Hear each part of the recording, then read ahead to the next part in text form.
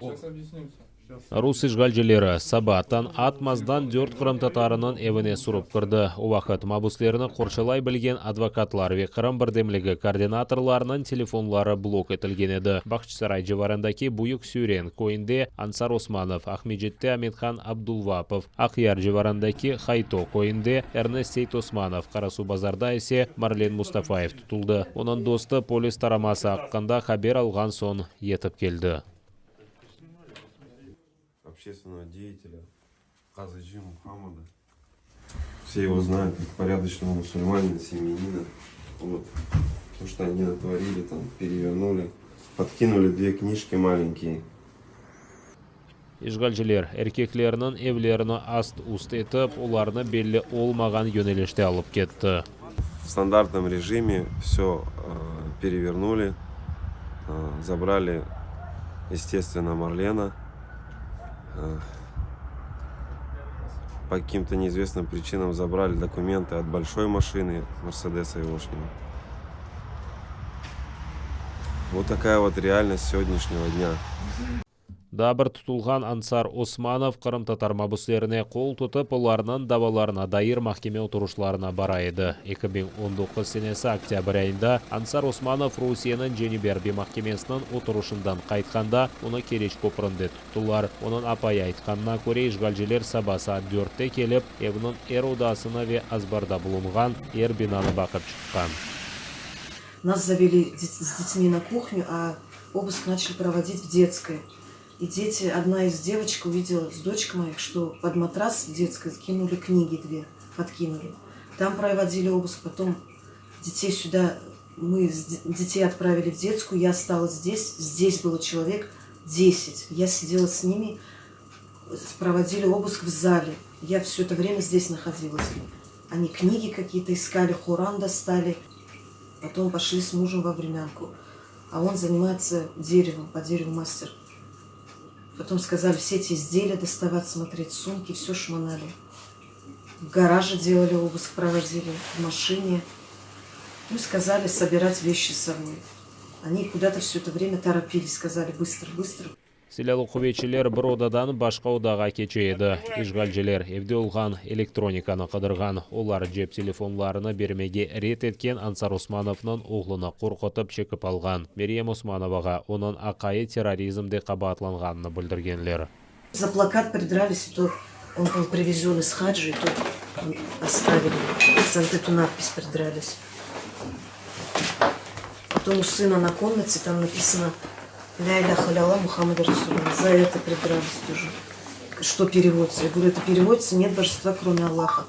Потом мне второй следователь сказал, ну вот, мой табель как-то нашли, забрали мужа паспорт украинский, планшет у него был, еще один планшет, телефон. Все сказали, аккаунты заблокируют. Силялуу кубетчилер бутун блокнот, китап ве шахси кунделиклерини бакып чыккан. Улар ичтимаиякларда кулланылган пароллеринин кайд дефтерини ве Ансар Османовнун оглундан пара чекип алган. Я говорю, ну что вы берете, это же ребенка стипендию, он копил несколько. А где они учатся? Я говорю, в Бахчисарайском колледже.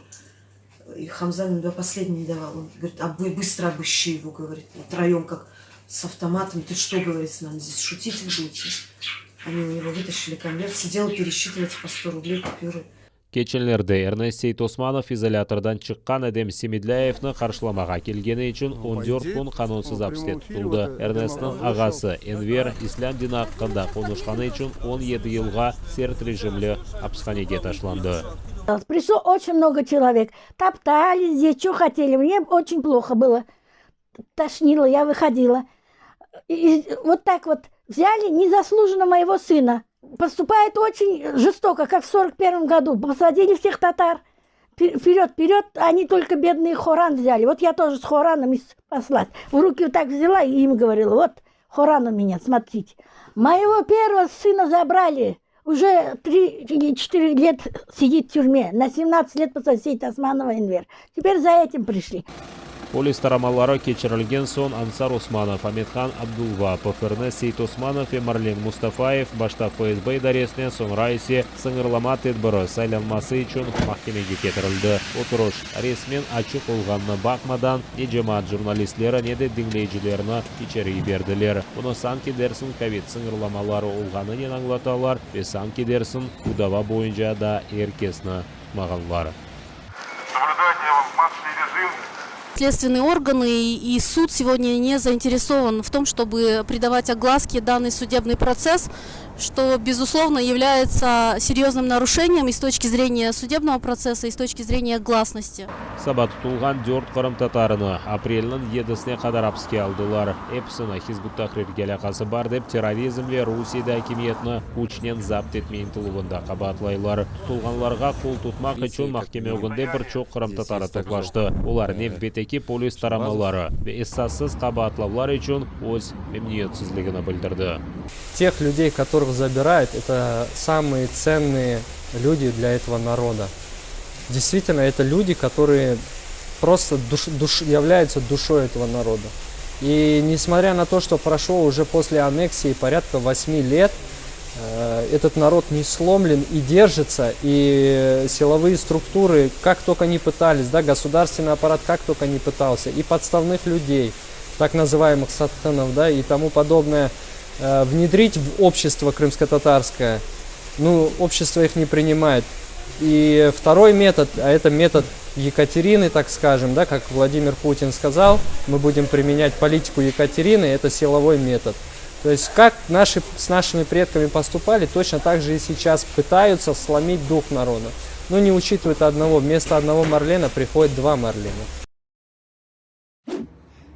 Hukumet Kreml mabusi Meclis reisining birinchi muavini Nariman Jilalga Levko Lukyanenko adına stipendiya tayinlanmasi haqqında Ukraina prezidentining fermanini destekledi. Bu stipendiya 3 yashayish azg'iridan iboratdir.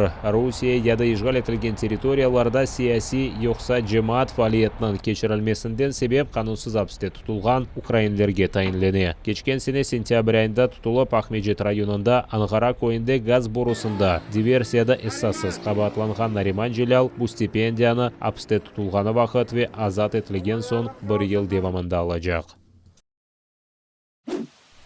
Ishg'olchilar Xan saroyini ziyoratchilar uchun qapatdi. Kiraylar saroyining devorlaridan biri chatladi. Şimdi o tarafta Xan saroy muzeyining memoriyati yerleşi. Sözde restavratsiya ishlarini kechirganlar restavratsiya ishlarining plani hazırlangani vaqt xato yapılganini bildirdiler. Sanki dersin ishchilar binoning umumiy temeli olmaganini ko'z o'g'ine almaganlar. Devor tibi qazilgani vaqt devor eshili boshladi. Qurultay delegati Edem Dudakov bu yalandi, chunki temel olmasa Xan saroy asrlar davomida turmaz edi. Onun so'zlariga ko'ra tashdan olgan temel suv kechgani uchun dag'ilgan. Suvda 2017 senesi qonunsiz restavratsiya ishlari boshlatilganidan beri temelga kechmoqda. O vaqtdan beri Xan saroyining o'zginligini yo'q etgan ishlar kechirilmoqda. Bu esa abidaning tarixiy madaniy qiymatini yo'q etmoqda. Yuqori Shurada inson haqlari vakilatlisi Lyudmila Denisova Rossiya xalqaro gumanitar huquqini bozgani uchun UNESCOning katibini murojaat etib, derhal bunga seslenmege chaqirdi. Міжнародно визнані закони і звичаї ведення війни забороняють державі-окупанту привласнювати та знищувати культурні цінності, історичні пам'ятки. Зокрема, у порушення Гаазької конвенції про захист культурних цінностей у випадку збройного конфлікту Росія насильницькими методами нав'язує свою культурну політику на території тимчасово окупованого Криму, позбавляючи корінне населення культурного права, самобутності та традицій. Звертаюся до секретаріату ЮНЕСКО з проханням негайно відреагувати на факт порушення Росією міжнародного гуманітарного права на тимчасово окупованій території Криму. Ukraina sınırında kerginleşuvni diplomatik yolnen to'xtatmak mumkin. Bunu Ukraina Tashqi ishlar naziri Dmitro Kuleba o'z ispan meslekdoshi Jose Manuel Alvarez Buyenanen beraber kechirilgan matbuot konferensiyasi vaqtida bildirdi. Kuleba aytganına ko'ra, diplomatik yolnen vaziyat turg'unlashtirilmasining vasitalaaridan biri Avropa Birligining sanksiyalaridir. Ular Rossiya tarafidan Ukrainaga qarshi tajovuzli harakatlar davom etsa, yoda Rossiya Ukrainaga hujum etsa ko'rsatilajektir. Ці санкції розроблені таким чином, щоб вони були застосовані у разі подальшої чи нової хвилі збройної ескалації, збройної агресії Росії проти України. Але позиція України також полягає в тому, що за останні роки Росія вдалася до низки грубих порушень міжнародного права та мінських домовленостей, і за це її теж треба карати санкціями. Наприклад, масова паспортизація громадян України, які проживають на території окремих районів Донецької та Луганської областей, є чітким, грубим порушенням логіки мінських домовленостей. І хоча б за це певні санкції можна було б застосувати і раніше, і прямо зараз, для того, щоб продемонструвати серйозність намірів і готовність до дійсно рішучих дій. Испания дипломатиясынан yol başçысы qayd etkенне көре Испания Европа бірлігінен бері рус арбилері Украинаға ұжым еткен тағдирде Русияге қаршы санкцияларны кірсетмеге азыр. Амашымды проблеманы диалог вастасынен чезмеге тырышмақ керекдей. Ми працюємо разом із партнерами, щоб підтримати ці зусилля як у рамках ЄС, так і в рамках НАТО та ОБСЄ. Європейські партнери вже погодили цілу низку дуже важливих санкційних заходів, які будуть дуже швидко запроваджені у разі військової агресії проти України. Звісно, що це не є сценарієм, який ми хотіли би бачити, але ми до нього готові. Украинаға силят ислимат аққанда сөз жүрсетілгенде Альбарес Буена Испания ве Европа бірлігінің сиясетіне көре бұл бұқран музакерлер ярдымынен тоқтатылмалы деп қайдетті. Якщо буде необхідність йти далі, тобто працювати над тим, щоб були застосовані вже погоджені заходи, тобто пакет санкцій, то в цьому напрямку також буде вестись робота. Але зараз час дипломатичних зусиль, час переговорів і треба працювати над цим, а не над якимись гіпотетичними сценаріями, які поки що не відповідають реальності.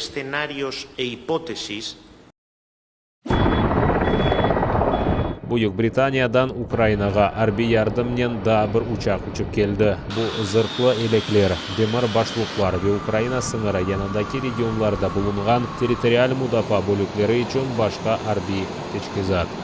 Насамперед ми забезпечимо територіальну оборону, яка базується біля кордонів держави України. Це буде гарним сигналом для агресора, що ми завжди готові надати відсіч будь-яким його діям. І наша співпраця з британським урядом, якому ми дуже вдячні за допомогу, надасть свої плоди. Январьның сонында Британия Украинаға Энлап адлы 2000 танкқа қаршы комплексны теслим етті. Мен алғанда Украина дүниядан $1,5 миллиард арби ярдым алды.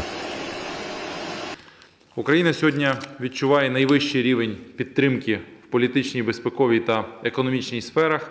Ми цінуємо це і надзвичайно вдячні за надання України фінансової та оборонної підтримки, за непохитну позицію щодо відстоювання суверенітету та територіальної цілісності нашої держави. Наші партнери вже спрямували в Україну військово оборонну допомогу орієнтовно на $1,5 мільярда США. Ще цілий ряд країн розглядають можливість надання військової та фінансової допомоги Україні. Душман Донецк вилетінде атешкес режимini бозған. Бірлешкен Құветлер операциясы штабында білдіргенлеріне көре Украина арбилері арасында инсан ғайыплары yok. Новосельская көй жеварында рус işgalcilері пилотсыз учудялет вастасынен ВОК-17 гранатасыны ташлаған. Душман Светлодарск ве Пески қасабаларыны қорчалаған Украина аскерлері позицияларыны чешет граната АТЖ тертибатлары ве АТЖ селянин уджым еткен. Українські захисники відкривали вогонь у відповідь, не застосовуючи заборонене мінськими домовленостями озброєння, та змусили противника припинити обстріли. Завдяки зусиллям наших воїнів рубежі українських підрозділів залишилися незмінними. Станом на 11 годину поточної доби з боку російсько-окупаційних військ порушення режиму припинення вогню не зафіксовано. Підрозділи Об'єднаних сил продовжують виконувати визначені завдання з відсічі і стримування збройної агресії Російської Федерації. Разом до перемоги! Королев, Минск ве Калининград адлы уч буйык рус десант кемасы Кара деңізге кірді. Олардан артында Петр Маргунов, Георгий Победоносец ве Оленегорский Горняк адлы да уч кема кете. Эвелсолар Ақ деңіз елосында Русия Арби деңіз флотынан мадди техники теминаты ноқтасында яққыт су ве ашалды. Рус ишгалжилер айтқанына көре Шимали ве Балтық флотларындан олған 6 буйык десант кемасы қолланылмасынен Кара деңізде тек талимлер кечірілежек. Арбиев санеге көре олар денізде душман ұжымына ұрып қайтарajak. Русия мұдафа назерлігінің мәліметіне көре умумен талимлерді 150-ге яқын арби кемі, сила ве техниканен теминетілген кемі, 60-тан зияде учақ ве вертолет, бинг техника ве 10 бинге яқын арби иштирак етежек. Бұнен берабер Балтық деңізінден Кара деңізге Кара юлларынан Раптор адлы 4 патруль катері теслим етілежек.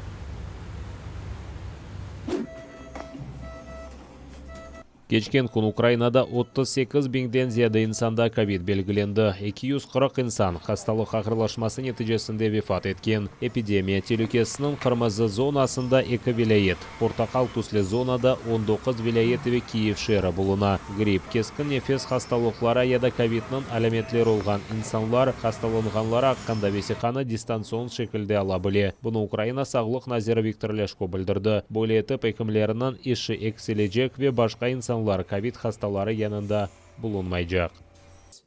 Як це буде працювати? Наприклад, у разі наявності симптомів COVID-19, грипу або гострої респіраторної інфекції, пацієнт може зателефонувати до свого лікаря і отримати від нього рекомендації щодо подальшої тактики лікування. За результатом такої консультації лікар може сформувати медичний висновок про тимчасову непрацездатність на період до 5 днів, який і є основою для відкриття електронного лікарняного.